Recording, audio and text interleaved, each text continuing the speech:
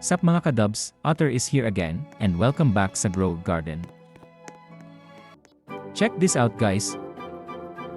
Rosy Delight with 2 mutation pa lang, and 19 million shekels kagad. Papaldo ka talaga sa Rosy Delight. Gusto ko sana to pamigay. Itong Candy Blossom.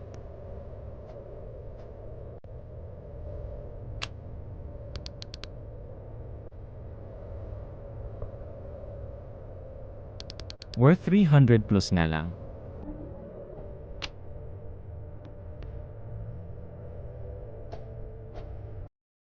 Dito guys hinarvest ko lahat ng fruit na meron tayo sa garden.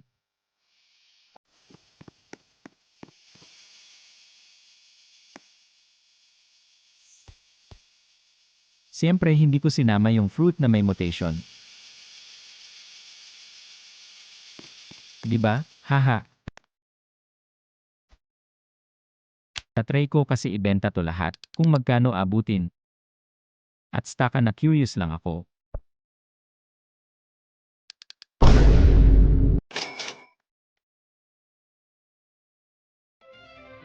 Kung makikita nyo, inayos ko nga pala yung setup ng ating garden.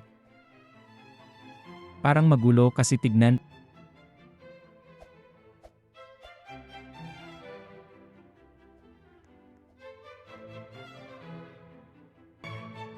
If nagtataka kayo guys, bakit may bald eagle kagad ako?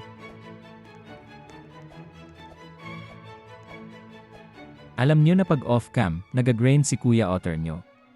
Kaya instant millionaire na tayo mga bird, let's go!